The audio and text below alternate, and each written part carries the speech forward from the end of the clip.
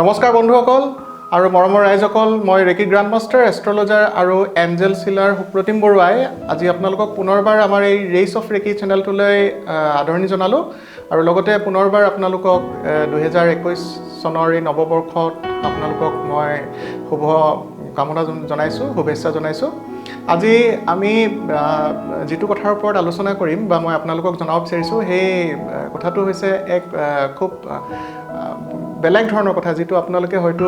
শুনি হয়তো পাইছে কিছুসকলে নাই পোৱা আজি আমি এঞ্জেলছৰ ওপৰত আমি কথা পাতিম এঞ্জেলছসকলনো আচলতে কোন হয় কি হয়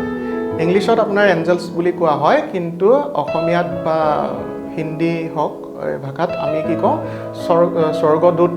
বা ভগৱানৰ দূত বা আপোনাৰ স্বৰ্গীয় শক্তি থকা কোনো দূতসকলক কোৱা হয় যিজন ধৰক আপোনাৰ আদি শক্তিৰ লগত জড়িত তেখেতলোক বুলি কোৱা হয় আজি সেই এঞ্জেলছসকলে যেটো এঞ্জেলছ হিলিং বুলি কোৱা হয় বা আমাৰ এঞ্জেলছ কাৰ্ড ৰিডিং থাকে আগতেও এঞ্জেলছ কাৰ্ড ৰিডিঙৰ ওপৰত মই এটা ভিডিঅ' কৰি গৈছোঁ অলৰেডি আমাৰ এই চেনেলটোতে কিন্তু আজি যেটো বিষয় ক'ব লৈছোঁ সেইটো হৈছে আপোনাৰ গাৰ্ডিয়ান এঞ্জেলছ তেখেতলোক কোন হয় আৰু তেওঁলোক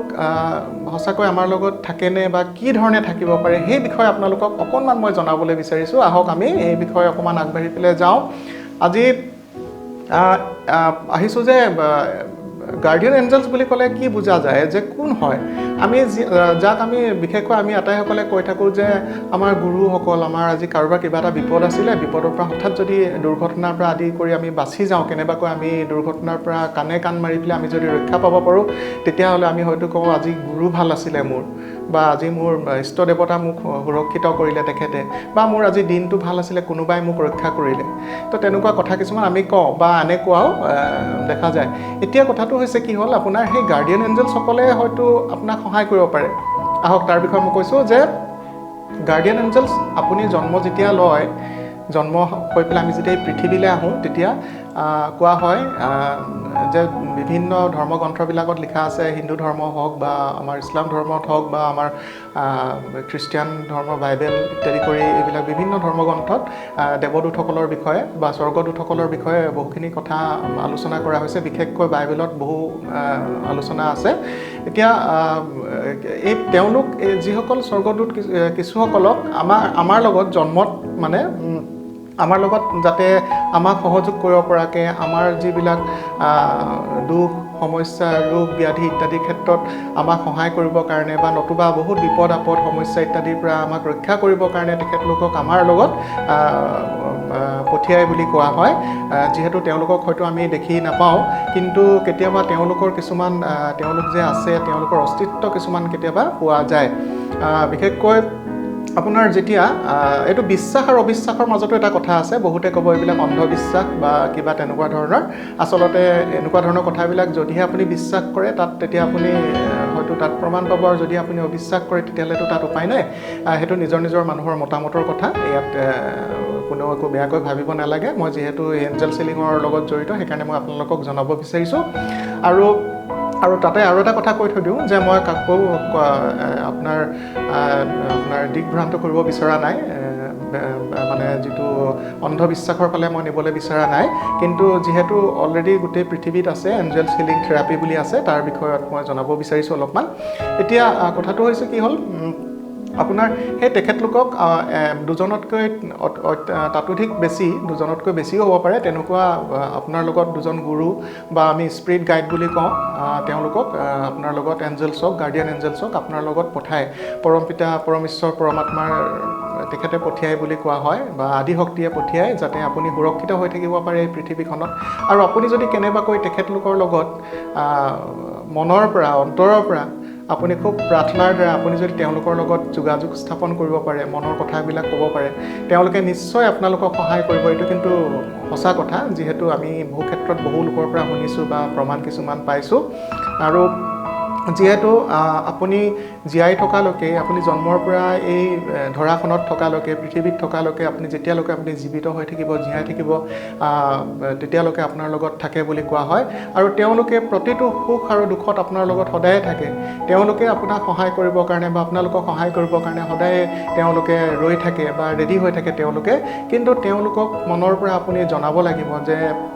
সেই মোৰ গাৰ্ডিয়ান এঞ্জেলছসকল বা মোৰ গুৰুসকল মোক মই যিটো অসুবিধাত পৰিছোঁ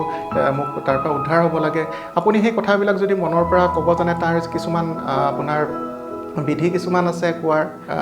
ছিষ্টেম কিছুমান আছে প্ৰে কিছুমান থাকে তেনেদৰে যদি আপোনাৰ কোৱা হয় হয়তো নিশ্চয় বহুখিনি পৰিমাণে কিছুমান মিৰাকল কিছুমান হয় আৰু সেয়েহে কোৱা হয় যে তেওঁলোকৰ অৱস্থিতিটো সঁচাকৈ আছে বা উপস্থিতি তেওঁলোকৰ থাকে